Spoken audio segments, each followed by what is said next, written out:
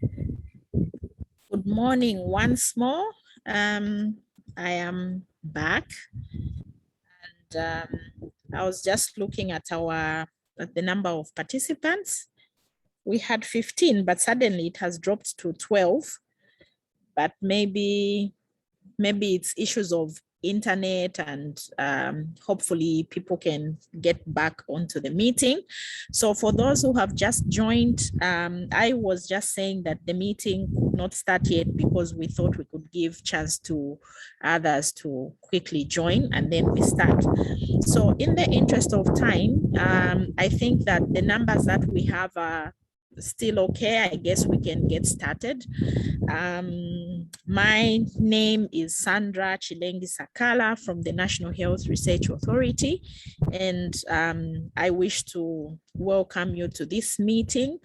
This is our COVID-19 monthly dissemination meetings where we encourage researchers and program officers to disseminate research results on COVID studies and program data, COVID-related information. So for this meeting, as you can see, we have a program that is cast on our screen. And today, instead of having our usual research presentations, we thought we could have something that is a little bit different. And this is a presentation that will come from ZNPHI. As you are aware, ZNPHI is responsible for surveillance and program management. And so this morning, they will kind of give us an update on the COVID-19 situation and the response focus in the country. And so it will be very exciting to see where we are, where we are coming from, and also to just understand the landscape of the COVID-19. Before I proceed, maybe I would like to ask Mambo. Mambo, do you have any announcements before we proceed? Thank you so much, Didi, for that. So I do not really have so much to say, but first off, just to thank all these participants who are in attendance. And we ask that people can spread the information to other researchers out there concerning our meetings we have. We usually send out an email and we ask that people can inform their colleagues so that we have a good number of people in attendance. And we ask that for those that are carrying out research related to COVID, who wish to disseminate the information, we are open to your requests. So you can just reach out to us and we'll add you to the program for that particular month. I think those just were the things I wanted to mention, Madam Didi. Thank you. Okay, thank you, Mambo. So without much ado, we will go into the presentation and just a quick guidance on how we are going to proceed. Okay, of course, we just have one presentation, so I think we'll give you all the time you need to make the presentation and give any explanations and clarifications. But we do have, we are going to, after the presentation is made, we are going to have the question and answer session. And in this session, we encourage all of us to just ask as many questions as possible so that we can get a clearer understanding of the situation at the moment. So we will not, usually we have Mambo with a poster of the time and how many minutes are remaining, but seeing as we just have one presentation, I think we'll will not have the time posters popping up on the screen. So we can now go into the presentations, and as the presentation is going, we are free to also introduce ourselves in the chat box. And also, if you have a question that you want to ask regards the presentation, you may feel free to type your questions in the chat box. Otherwise, we'll still give you time at the end of the presentation for you to ask your questions. So thank you very much to everyone that's here. And I now invite Dr. Davis Simwaba from ZNPHI to give us this presentation. Dr. Simwaba, you have the floor now. Thank you. Thank you, Madam Moderator, and good morning. And good morning, everyone on the call. I'll quickly share my slide, then we can get started.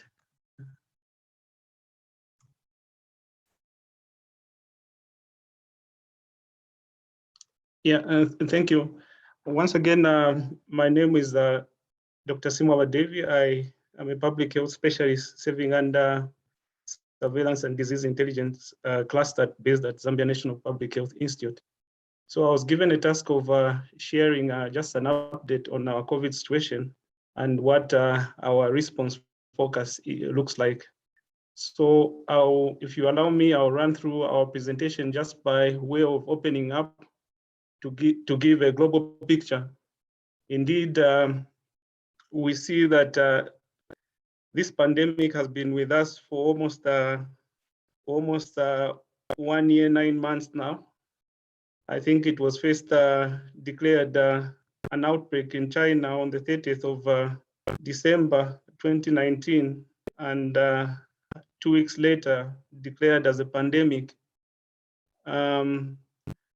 So here what we have is just to show you the daily numbers of cases and also the daily numbers of dates that we've been recording.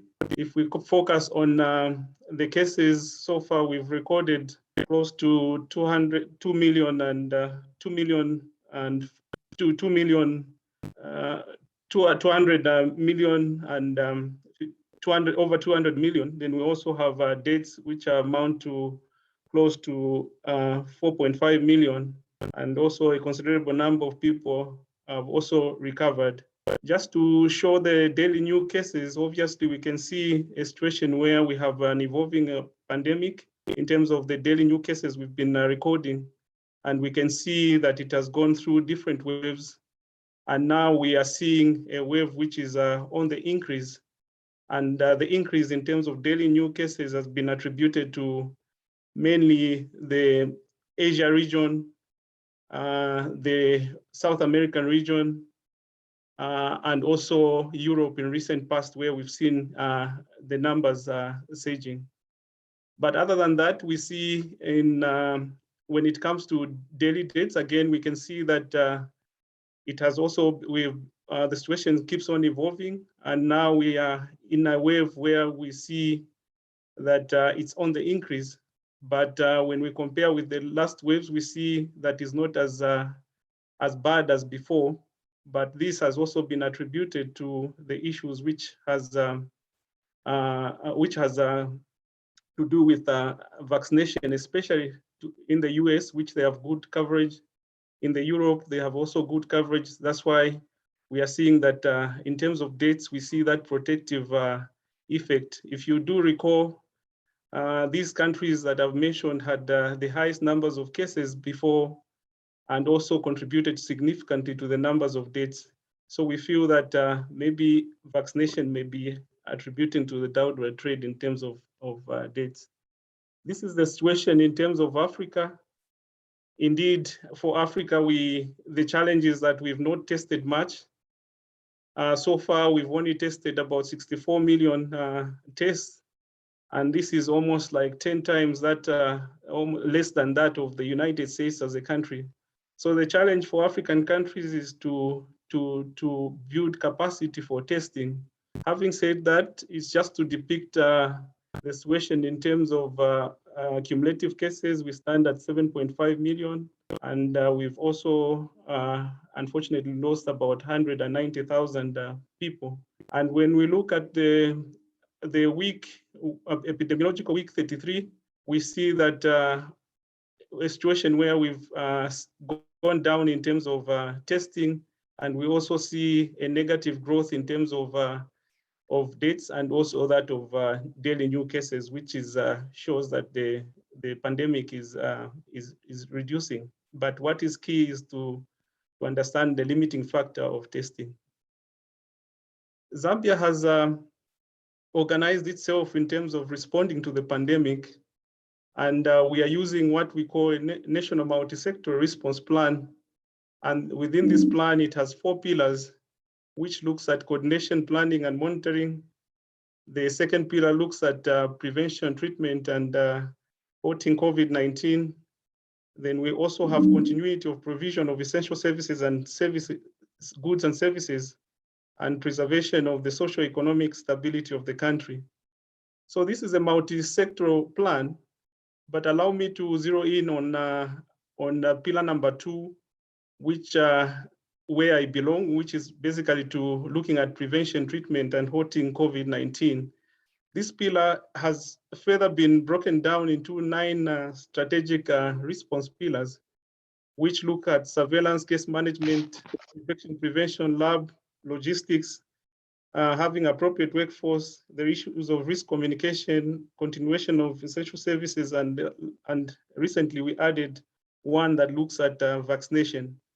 So within ZNPHI, we have what a system called incidence management system, which is basically having all these pillars under which all of us operate. And we invite all the people who are interested or who have specific expertise are welcome to join any of these pillars so that you can work through their technical working groups. So what is our situation in Zambia?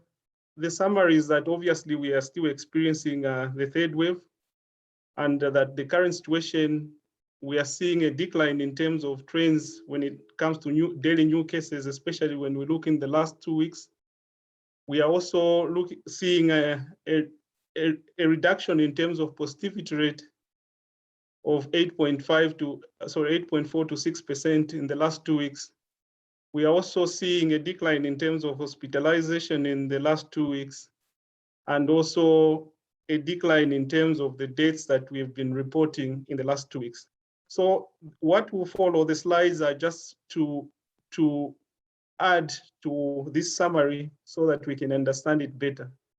So this is our situation, just trying to depict the tests, the positive tests, and the positivity rate, starting from January this year to as of yesterday.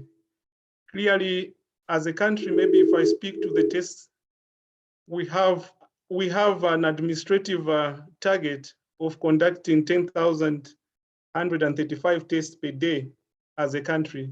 And these numbers have been broken down by province. So daily, you can clearly see that we are unable to reach that administrative target, but we've touched it when it comes to the peaks that which has corresponded to the 2nd wave and the 3rd wave. But now we are seeing a decline in terms of the tests that are being conducted. It must be borne in mind that the testing has to be heightened also in line with WHO, which recommends that we need to test as a country around 135 tests per million population per day, which translates into 27,000 tests per day. Clearly, if we go follow WHO, it also shows that we are under testing. Having said that, even with our administrative targets of 10,000, we see a situation where we are not doing much as a country in terms of testing, but we've done so when we have surges as seen from these trend graphs that I'm showing.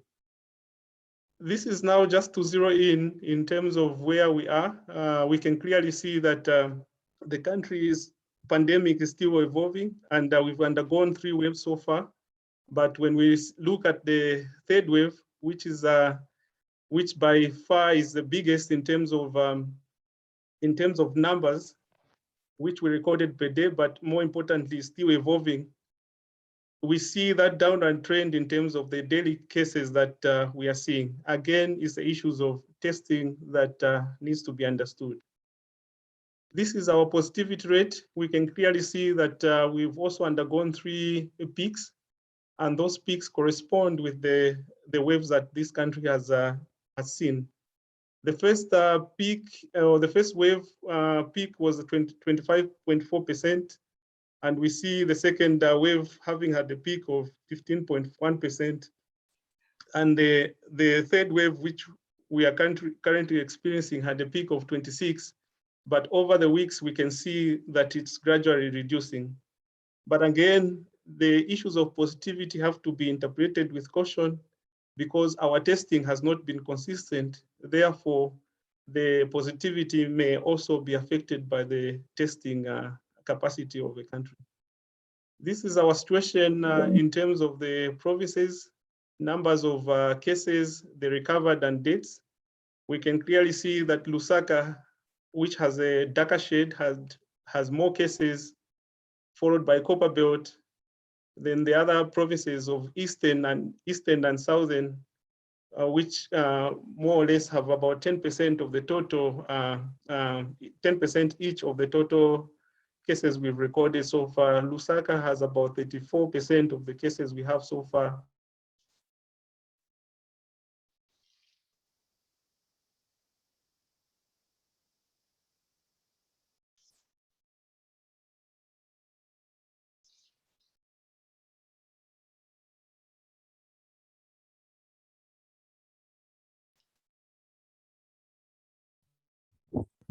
We seem to have lost Simova. I'm sure it's an internet issue, and hopefully he's back. Okay, I see him back. Sorry, I'm not even sure where. Yes, you may proceed. I dropped off from here. We are yet to see your screen. It's still coming on. Sorry. Yeah. The previous slide. It's still okay. Okay, somebody says the previous slide, so take us to the previous slide. Just a second.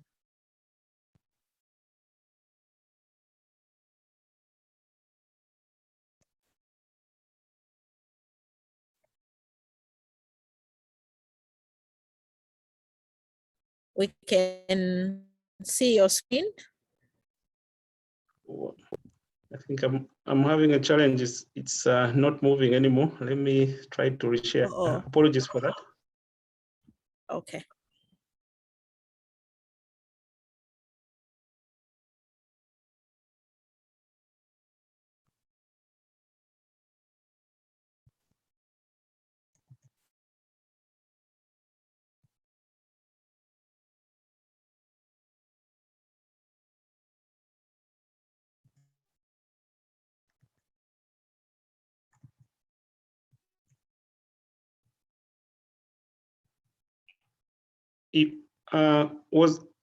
You meant this slide? This is where I broke off? Yes, yes. All right. Yeah, on this slide is basically showing the cumulative distribution of cases by province and also dates as well as recoveries. I was just mentioning to say that Lusaka has the biggest proportion of cases amounting to 34%. Then Copperbelt has about 14. We have Eastern and Southern province, which account for 10% each. Then we have Luapula, Mchinga, and Northern, which account for 16% in total. Then the rest are in between. So the burden of the problem, obviously, it's around Lusaka and all the Copperbelt when we look at cumulative numbers.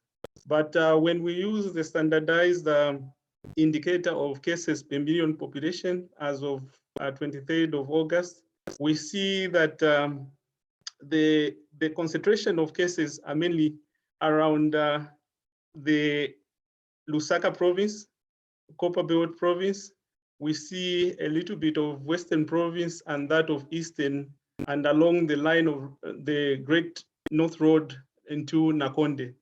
In short, it's a disease that has to do with, I think, to do with concentration density, population density, and also movement of people, but more importantly, to do with the capacity to test as it can be seen in the ones which have been marginalized, mostly remote, and the capacity to test are not adequate. But other than that, it's also to do with population density. Like I mentioned, we see that the remote districts, which are far flanked from, again, from the many grid in terms of rail or road, they also have less numbers. But it suffice to say that all the districts across the country have reported a case or more. So though the situation is not homogeneous, but as seen from the map. So this is just to paint a picture of what is happening in our hospitals. Currently, we've decentralized the issues of case management across all the districts, though in each province we have a centralized specialized unit where severe cases are being managed. But we can clearly see that the situation around case management, when we look at admission, the total numbers of patients, the patients on oxygen, the critical cases, and also the poor outcome in terms of mortality, we see that the trend is beginning to ease, and which is good for our situation. But it must be borne in mind that also the numbers in terms of people who access our health facilities is also very questionable. We've seen of late, if you use other reports where we saw at the peak, where not everyone who died of COVID or who died, we saw a surge in terms of numbers of people who died outside facilities. And that is an area that one needed to probe further in terms of what could have contributed that, because it was a deviation from the normal BIDs that were seen at the peak of our pandemic. But suffice to say, this is our situation right now in terms of the cases we are seeing. Vaccination is another important part of our response to mitigate the effect of our pandemic. And so far, we've deployed the 3 vaccines, which is the AstraZeneca, the J&J, and the Sinopharm. We can clearly see, if you go on the summary, Zambia has so far vaccinated about 3.7% of the our target population of 8.4 million. And the ones which are fully immunized is only around 3%.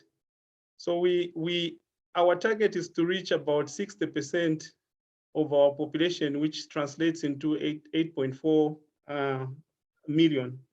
So it shows that we are very far in terms of reaching our coverage, and we hope we can speed up our vaccination program so that indeed we can see reduced numbers of cases or severe cases that we are seeing, and also severe cases of deaths that we are seeing when we have surges. It's important to note that in countries where they are fully deployed and have herd immunity, like in the US or in the UK, we see that vaccines indeed have protective when it comes to severe forms of disease and also mortality. But we see that in terms of cases, it really does not protect that much. But indeed, in other places, they have coined it that no, it's a pandemic of the unvaccinated. That means that maybe the people whom they're seeing are those ones who have not been vaccinated in settings where they have reached herd immunity. This is an extract from Africa CDC platform, where they do periodic risk assessment of countries. And so far, Zambia has been classified as being in risk category 2, where we have moderate outbreak or possible start of a growing outbreak. This is based on the test case ratio as seen where we are at 138.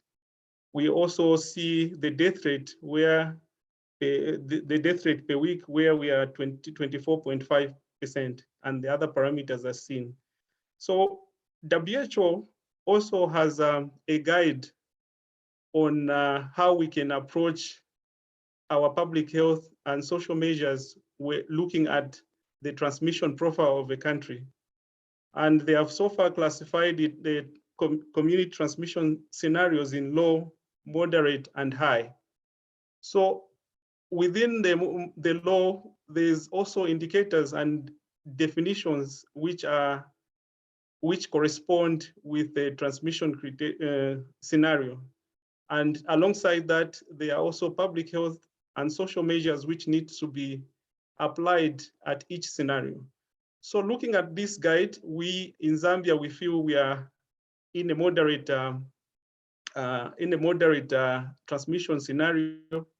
And because we are seeing reduced numbers of daily new cases in the last 2 weeks, we are also seeing a positivity rate of between 5 and 15%. We are also seeing a stabilizing trend in terms of deaths as seen from the graphs I shared. But more importantly, the total numbers of patients or admissions that we are seeing, we are also seeing that downward trend. So we've since advised the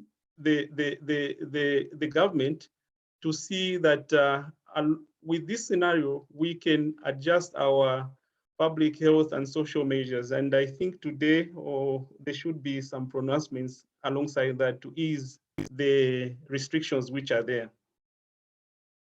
So just to talking about the highlights of our challenges, obviously, we are coming from election activities and we feel there were a lot of super spreader events. So super spreader events still pose a risk in terms of exposure, possible exposure to COVID, more especially when you have crowded places and people are not adhering to masking up, and also the issues of hand washing. And we feel as surveillance, we need to closely monitor the situation in the next week or so to see what may come out from there. Other than that is the issues of logistical challenges to support surveillance activities, especially field activity to do with community testing, contact tracing, the issues of following up home managed cases, and also transportation of the courier or supporting the courier system in terms of moving samples, especially the PCR-based samples to diagnostic facilities. We are also having a challenge, obviously, with the procurements. You know that across the globe, when we have a surge in terms of numbers across the globe, the demand for logistics becomes a problem. So the procurement systems becomes clogged because of demand that arise at the global level, even when you have money. But also, I think in our case, we also have challenges to do with low uptake of vaccination. We have vaccines right now, but I think the perception from the public with reduced numbers and positivity and deaths, we see that there's that laxity to take vaccination. But we saw a good demand when we had the peak, but that is not so currently. Then obviously we see general laxity in terms of complying to non-pharmaceutical public health measures in terms of the 5 golden rules. And we also acknowledge that our multi-sector response plan has not been fully funded, especially to target non-medical, non-public health interventions. So the support we need, or the focus that we need, is obviously to prepare for COVID resurgence. And looking at what is prevailing in other places, it's inevitable that we will have more surges in future waves. And to that effect, as a ministry, we are repositioning ourselves to prepare for that in terms of mobilizing enough human resource, capacity building our human resource, but also reinforcing with community support structures through the volunteers. We are also building capacity in terms of expanding our oxygen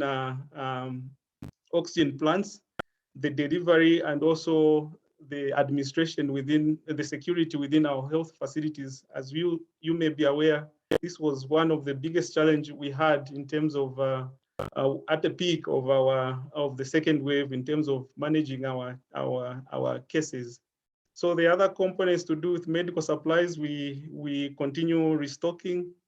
And what is key again is obviously we need to continue emphasizing on the risk communication and community engagement so that people can understand that this pandemic can only be fought when we try to comply with the 5 golden rules. But more importantly, in the long term, we need to increase the access to vaccination, which ultimately will protect our public. We can see that learning lessons from the Europe, they have started opening up their public spaces, stadiums are full again, and this has been attributed to the issues of vaccination, and we need to go that direction. Obviously, the issues of mobilizing vaccinations is key for the ministry, and this they will continue through different platforms.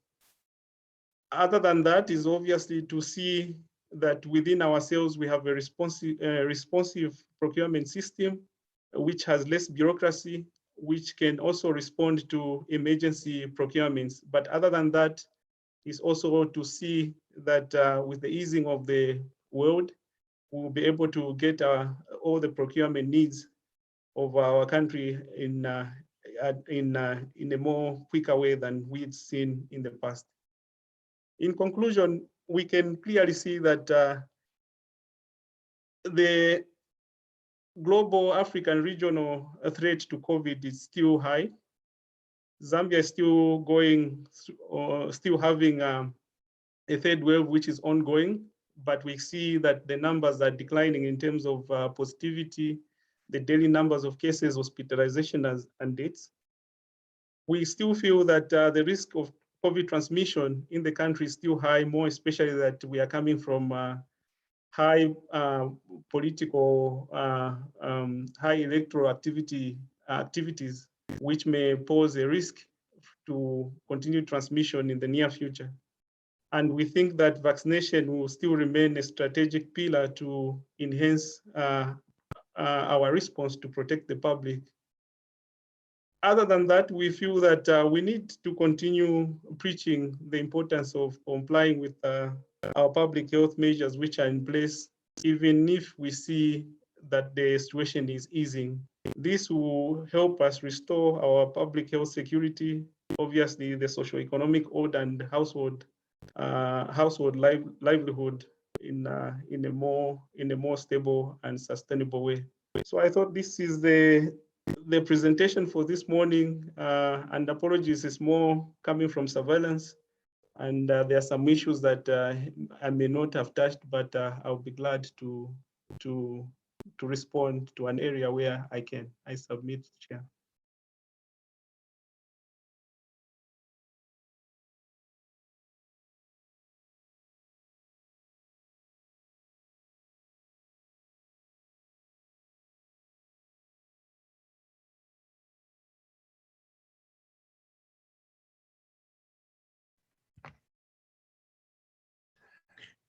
Thank you so much, Dr. Simova.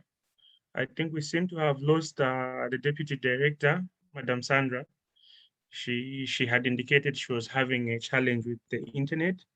Let me just try to reach out to her before we close the meeting. I can see there's a hand from Patrick Makelele. You can go through. Yeah, thank you very much, Dr. Makelele from FETA 36 in Katete. This is a very highlighting, very insightful message for us. I'm concerned with the vaccine. We agree that it's the way to go, and there's still a lot to do in our country. Now, from Katete point of view, when we were reviewing just the local data, we realized that at district level, we realized that the access to the service, the uptake, it's more on men than on the women. And this prompted actually the district team to initiate the proposal to come up with a small survey, and I found out why. Before embarking, I was tasked actually, since I'm attending now this meeting, to find out what's the trend of the nation. Is it the same observation?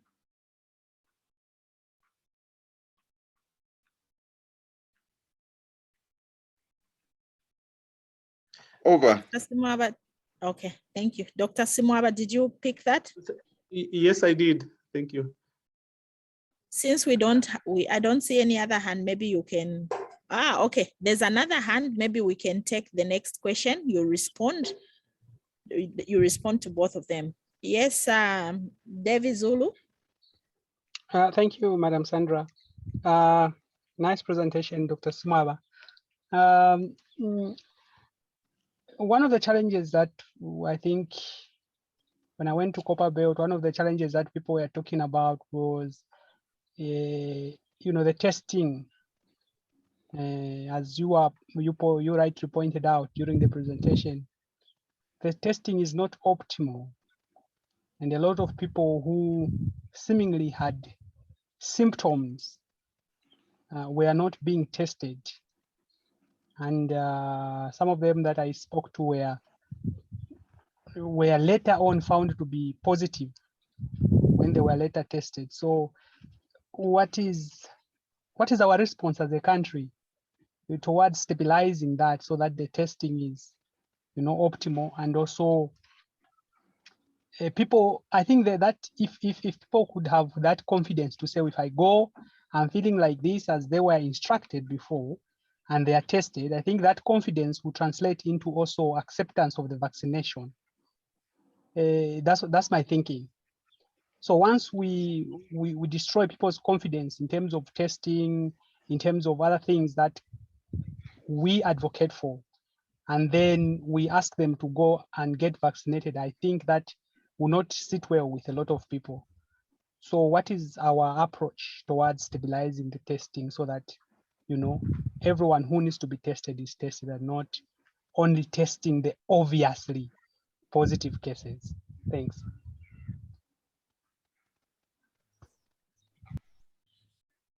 Thank you. I think you can pick those two questions, and then when you're done, we can get to Evelyn. And I wanted to just add to the testing, so that he answers at the same time. okay, you can go ahead. Yes. So on the testing, the other question that I would want to understand really is, who are we testing?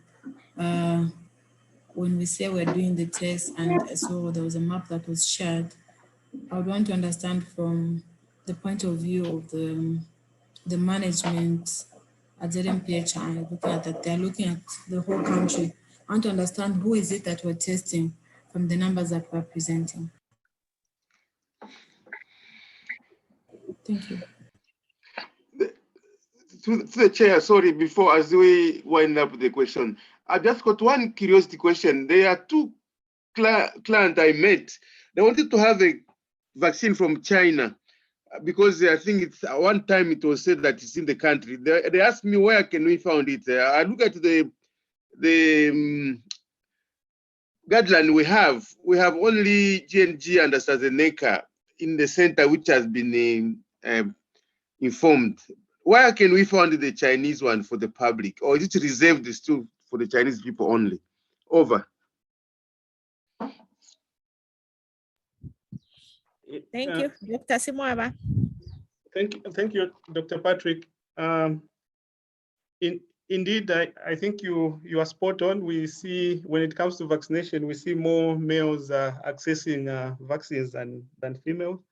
I'll be more than glad to share some slides coming from EPI. That is our colleagues who handle vaccination, but you can pick it up from there, having seen the whole picture.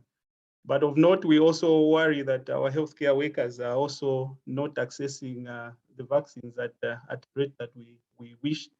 But I think what I would do, I'll share the presentation so that maybe you can see, and maybe you may have ideas as to where you can research. Other than that, the Sinopharm, yes, we have now the Sinopharm as the third vaccine in the country, but currently it's being deployed mainly in Lusaka and I think on the Copper Belt. In the other provinces, you still have vaccines which are yet to be consumed, and at the national level, they are also having that caution, or they are looking at the issue cautiously so that we do not have a lot of vaccines expiring in our provinces, looking at the consumption rate at the moment. In terms of around testing, I think what is important to understand is that as a country, we have what we call a testing strategy. And within that testing strategy we are looking at a targeted approach, meaning we are looking at clients who are symptomatic, meaning they fall under the case definitions, the surveillance case definition of what a suspected case is, and what within that, whether they are mild or they are a SARI, or that is a severe acute respiratory illness. Other than that, is also to understand the platforms in which we test. We are testing across all the port of entry, meaning across the border for purposes of movement, we are testing. So some of the numbers are coming from there. So you may understand that these are people who are mainly asymptomatic, and we tend to pick some of the positive of clients who were asymptomatic but were subjected to a test. It's also important to understand that people continue to go out of the country. So we have a platform which is called the Healthcare Worker Surveillance, where for purposes of traveling, again, people are tested. But it's within our health facilities, we are testing symptomatic cases. And again, around symptomatic cases in a country where you have high community transmission, it means all those respiratory tract infection or what may mimic COVID need to be subjected to routine testing. But during our time, we also acknowledge that there's that gap just to pick up those cases, because when you check our HMIS, you see that the respiratory tract infections, and whether they are pneumonia or non-pneumonia, they are more on the higher side as compared to what we pick out. So it points to the issues around incorporating the testing into our routine clinical practice. Other than that, is the issues of we are also following activities in the community, more especially around contact tracing. And within the contact tracing, we are following the symptomatic ones as guided by the strategy itself. Then other than that, we are also testing in our schools. We are also testing in congregate settings as it were, but we are more following on the symptomatic. But the bigger challenge has been what type of test to apply at a particular time, because the issues to do with application of RDTs and PCR, they also have implications on the outlook of the pandemic based on the setting under which they are being deployed. So those are some of the challenges we've had in terms of compliance to the guidelines. But suffice to say that all being equal, we are supposed to be testing a little bit higher, because just the numbers we see in health facilities should be able to give us those numbers that we desire on a daily basis. But in terms of what do we need, I think we need also to decentralize the way the testing services are organized in the hospitals. We see in many hospitals, bigger hospitals, you only have one testing site instead of now routinely decentralizing the services so that we can test as much as possible. But in terms of community activities, I think it's important that we allocate enough resources, meaning to make the teams move from meaning support them with logistics to do with vehicles, fuel, airtime, just to ensure that they move in the field and carry out the needed activities. Obviously, the numbers of people who are also trained to swab, because swabbing is not easy. If you've never swabbed before, to stick that swab into the back of the throat, it's never easy. So one has to undergo a training. And that, I think currently that is an area which we need to build capacity so that most of our nurses, most of our clinical workers, or most of our frontline workers should be able to routinely conduct swabbing, as this is just part of clinical practice. I think for now I would submit for now, but I'll be glad to take any other submissions, if any. Through the chair, I'm satisfied with the answer I've given, but I need more clarification. When you say Lusaka, where specifically? Because actually the two clients which I'm talking about are from Lusaka.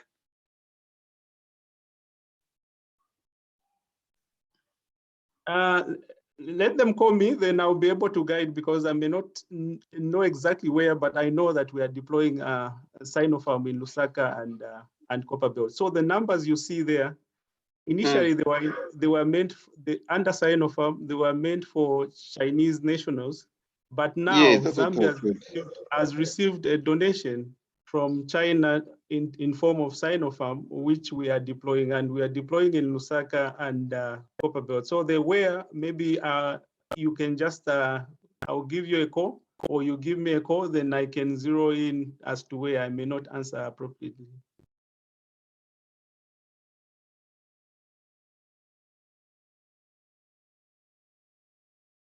Thank you very much for the questions and the responses. I think that it brings all of us to a position where we understand where we are as a country. I see a hand from Evelyn. Is that a new hand or an old hand? It's a new one. Okay, great. You can go ahead. Okay, so I had put a question in the chat to Dr. Simara. I was asking about, I wanted to find out how you invite the stakeholders to be part of your technical groups, because I'm doing a study looking at ethical considerations and ethical dilemmas that are presenting or emanating during COVID. And what I have so far found is that a lot of stakeholders or experts are not being involved or consulted.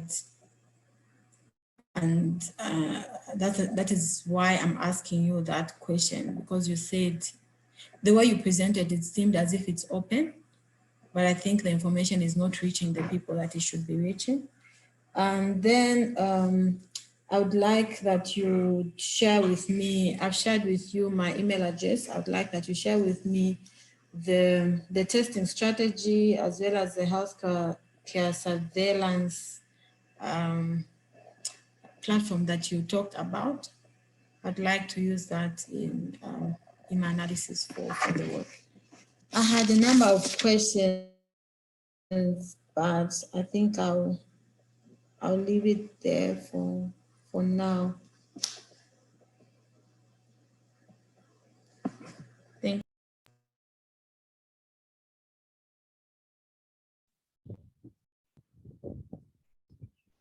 Dr. Simwaba? Yes, like I said, you can get through. You get my number, then I'll be able to guide you to which strategic pillar you may be of help. Like I said, we have 9 strategic pillars, including scientific research, where you may fall under. So it depends where you are interested in, but my contacts will be saved, and if you're interested, then I'll be able to guide.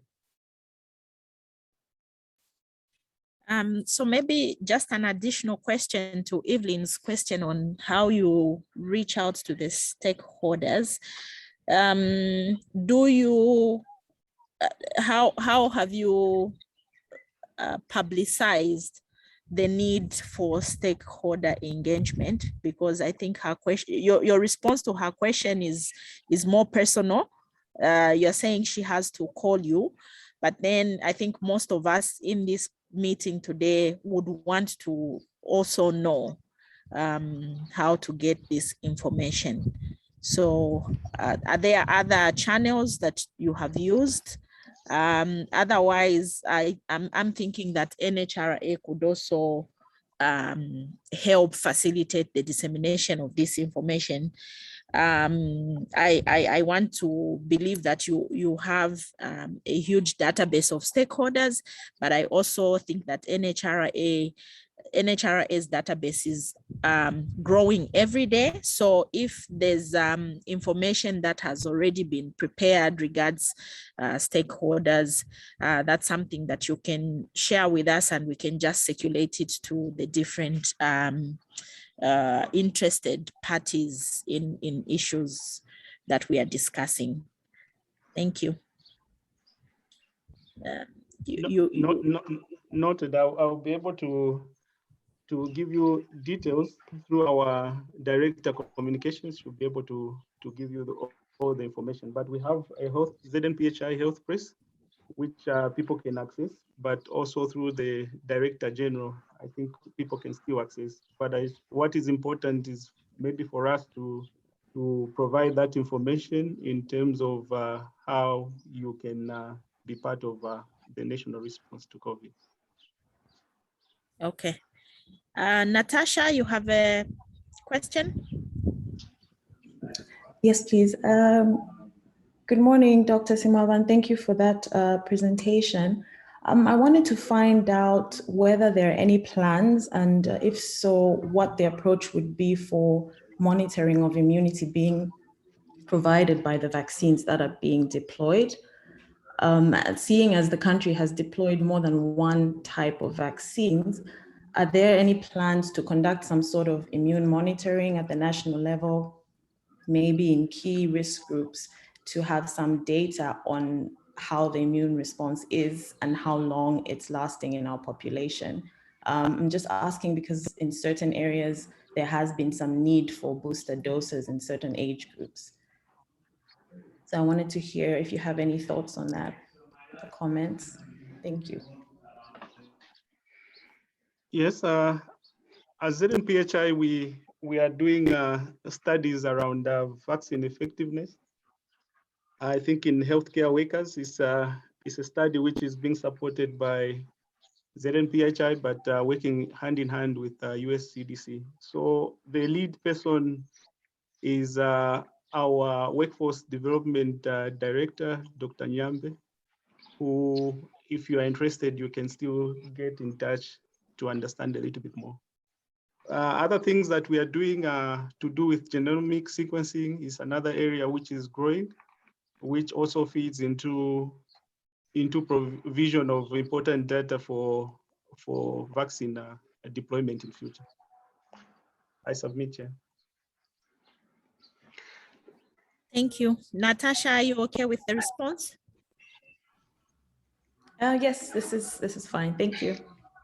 Okay, thank you so much. Do we have yes, please? Chair, I will be happy, Simwamba, if you can give us here his number. Okay. Dr. Simwamba? I've shared on the chat. Okay. All right.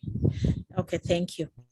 I don't see any other hand, but just in case we have any last minute thought, question, concern, comment, I'm inviting you to bring that out. If there's nothing, it means that we have come to the end of our meeting. I would like to just say thank you to everybody that made time to attend this meeting. As we always say, these are monthly meetings. And so if you have any crucial and important information you want to share with us regards COVID, please feel free to reach out to us. Mambo, who's in this meeting, is the person that coordinates these meetings. And so feel free to write an email to him or even to myself, and then we can put you on the schedule for presentations. We do also have the quarterly scientific meeting where we invite research presentations on different research studies other than COVID. And so just in case you have other research results that you wish to disseminate, I want to let you know that for Q3, the meeting is going to be next month in September. And I think it's going to be the last Thursday of September. So please reach out to us and let us know your interest to present at this meeting, and we'll definitely put you on the schedule. I also want to thank Dr. Davis Mwaba, our presenter, for that insightful presentation, and it leaves us in a position where we understand and comprehend where we are regards COVID as a country.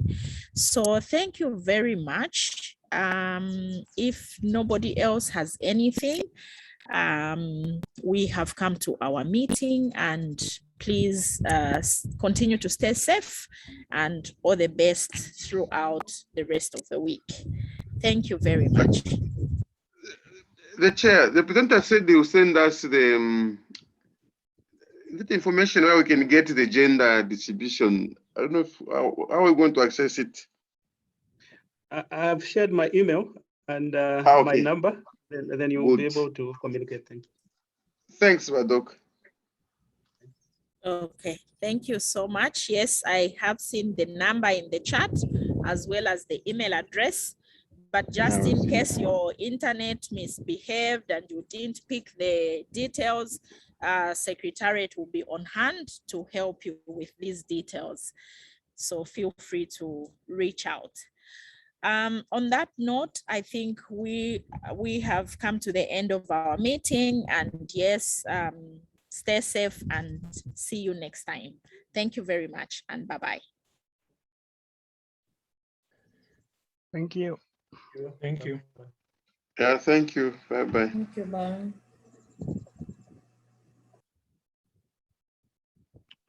Thank you. Bye. Thank you. Bye.